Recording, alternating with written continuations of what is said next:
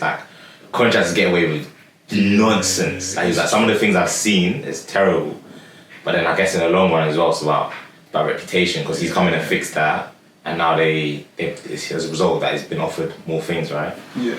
And one thing I say as well, bro, is are you good at graphic design, or are you? Design, I'm getting better, but obviously that's not my specialism. But do you know what I say? Yeah, no, I hear you, but do you know what I say? Try and continue learning that, like, try and make it more a priority, because then if you freelance, yeah, you can win, like, say you're pitching for a contract, right?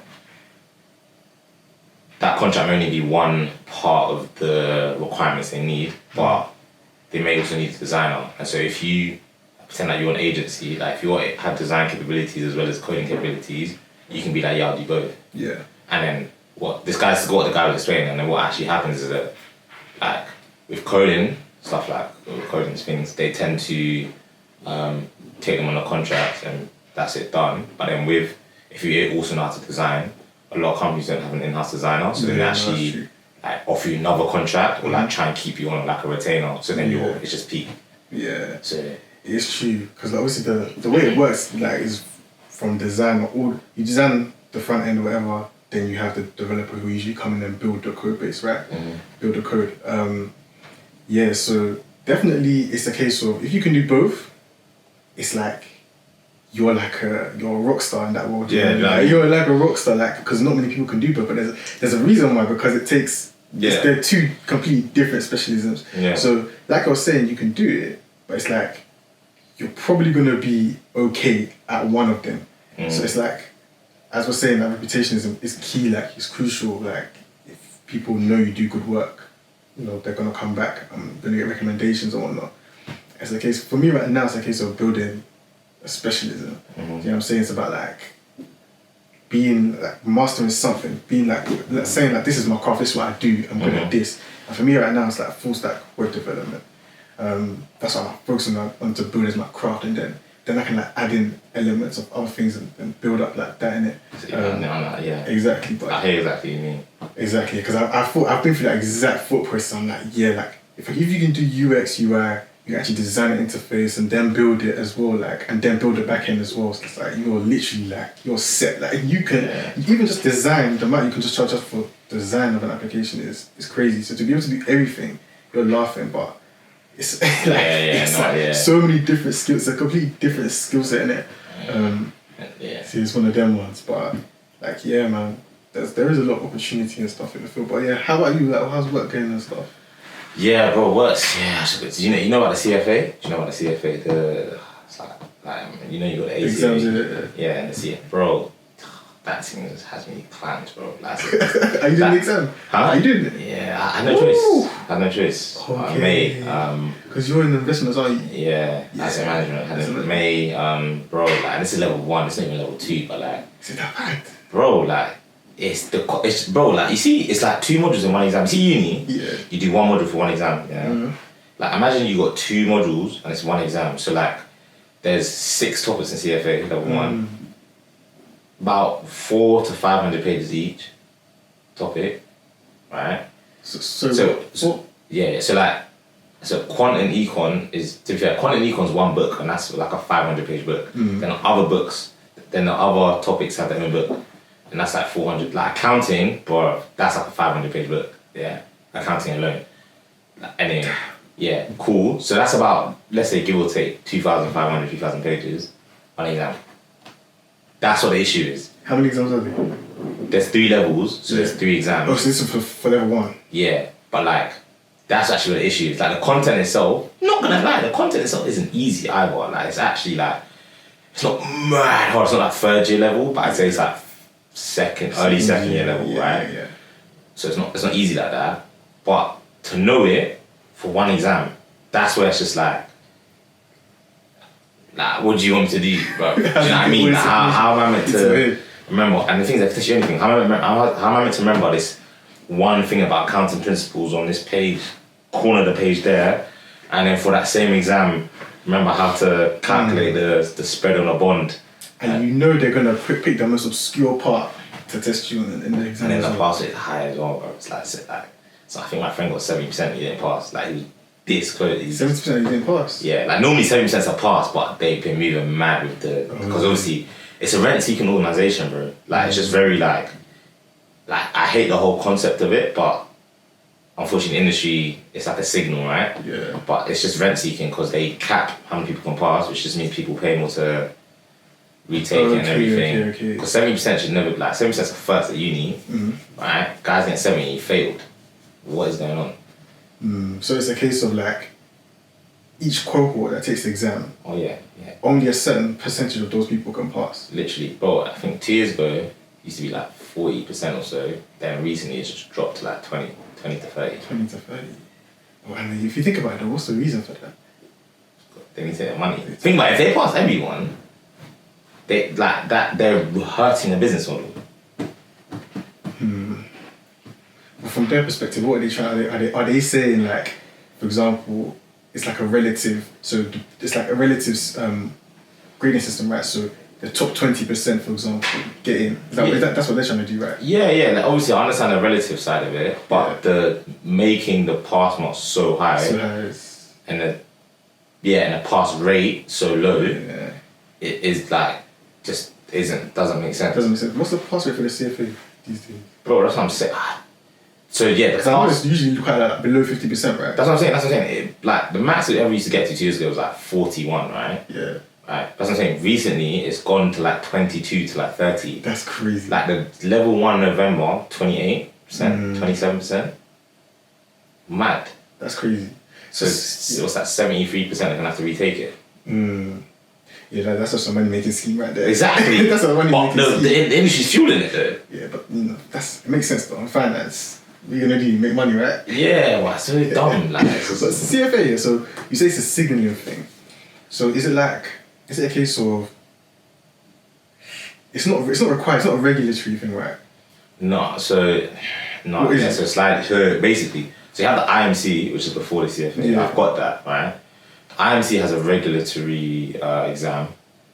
Cool. But in the CFA, so that's the exam you need, right? CFA? No, the IMC regulatory exam. That's like the regs. That's to do anything. Yeah.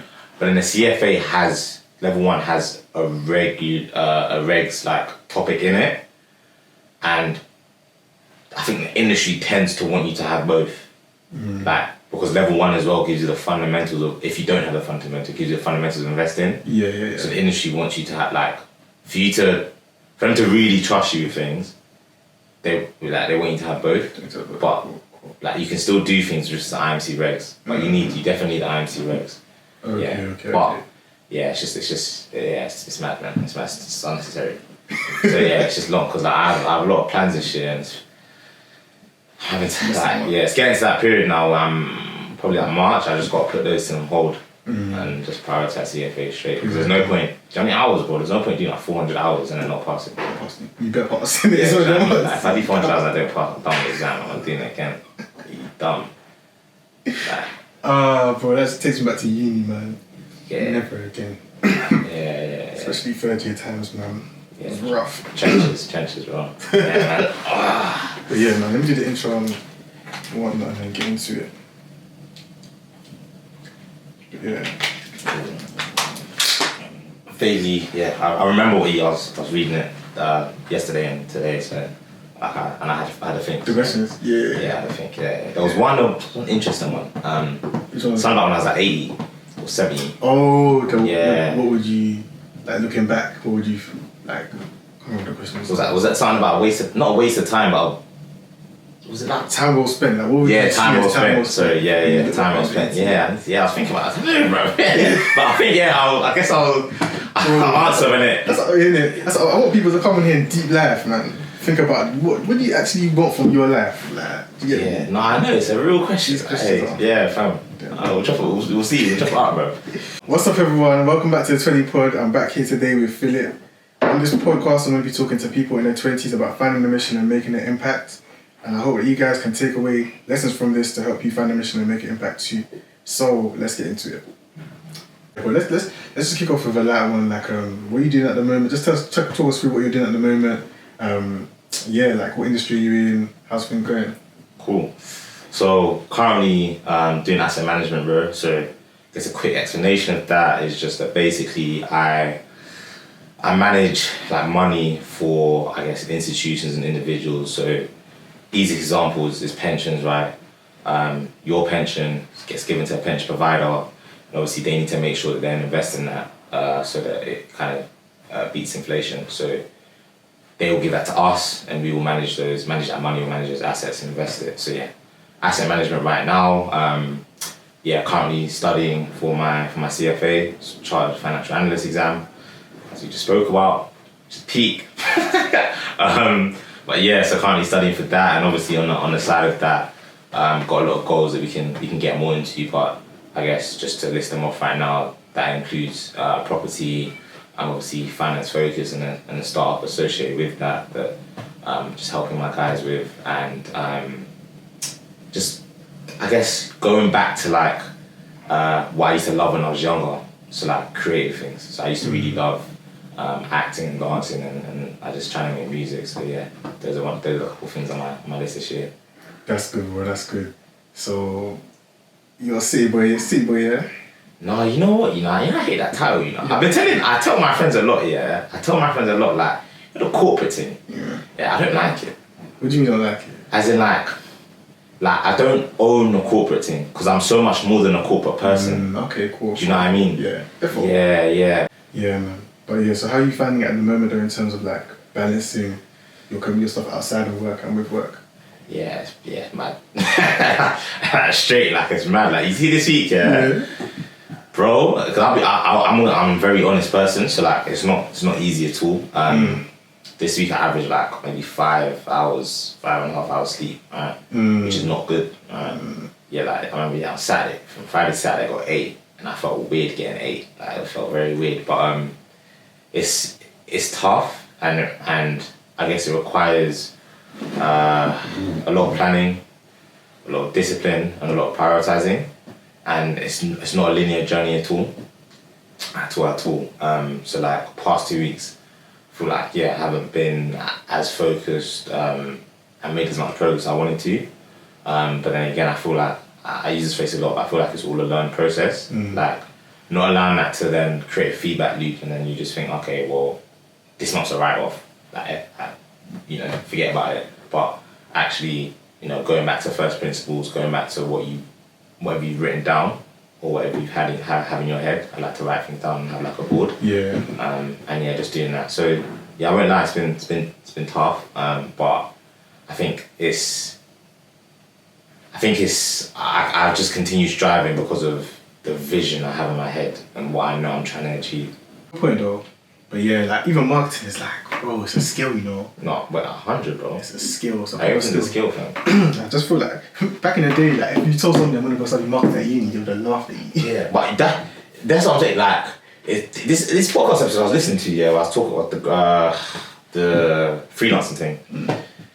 This guy was like, he did graphic design and something at uni, like Leicester. And his brother said, okay, his brother was interviewing him, his brother laughed and said, okay, like one rubbish degree. As a joke, innit? But then it was like, fam, that's the reason why he can be a graphic designer and a coder. Like, bro, do you know what it is, Is that you have two roles. You have the degrees that make you a good employee, and you have the degrees that actually help you. Like, actually, people look at them as rubbish, not traditional, but it'll actually help you like have your own agency and have your own money. That's how it is. But obviously, with our parents and obviously the sacrifice they make, they are very risk averse, so they're just like traditional route, traditional degrees. Like, don't want to hear none of this marketing thing. They don't. But yeah, what do you feel like you prepared you though for the working mode? How so? In terms of, I guess, because people also often think like if you did economics, like you go into finance, but they think that economics will prepare you for finance. No, people don't understand it very different. Very different. Economics is useless though. Like, unless you want to be an academic, it's made me realize how useless it is, bro. Unless you want to be an academic. The reason I'm busting up is because everyone who does it says the same thing. It's so useless, bro. And the thing is, I did econ and finance. And finance, I should have kept the finance. What happened? Because that would have really helped me today. What happened is that I dropped. I did accounting and finance. I didn't like it. So I dropped the finance in my thing. I said, let me do pure econ. I dropped the finance in my thing. And I said, let me do pure econ, and Where did you drop finance? first year, after that module, kind of finance module, I dropped it instantly, fam. Which I shouldn't have. I was rash. I was young, I was rash, yeah. Bro, when I was doing pure econ, that thing taught me nothing, bro. Nothing. It's all just like how do you make sure this thing's a good estimate? Who cares, bro? Who cares? Like when is that ever gonna happen, man? I love how passionate you are about it. You know, I'm such a waste. I'm so angry I did that. I'm so angry, bro. I'm so angry I did that stupid thing, bro. Economics, man. It's a case of, I feel like it's good at teaching you how to think about how to model the world, like in a very unrealistic way. So let's say it's good at, okay, cool. You wanna model something and say, okay, cool. If I say it's like this and like that, and I change this variable and that variable, what happens? What's the outcome? I think it helps you build those kind of mental models in your head. But is that really applicable or useful in the real world?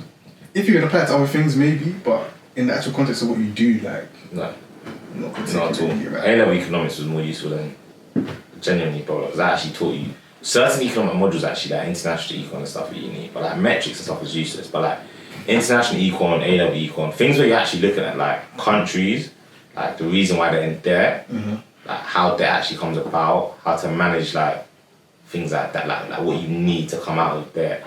And you know, things like that, and like what happens if this happens and stuff like that. That's actually interesting, right? And trade and but just like statistics is dead, bro. It's terrible. But do you think like if you'd gone to uni later, maybe, or do you think if you'd gone to uni later, you maybe would have picked something different, or it would have been more valuable had you gone at a different time, or was it just a case of it's just what is what it is?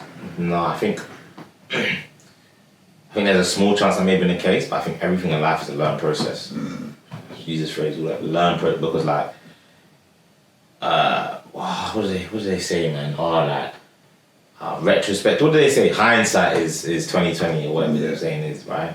But yeah, hindsight is 2020. But a lot of the time, if you were back there, because you wouldn't have gone through that learn process, you'd still more time make the same decision.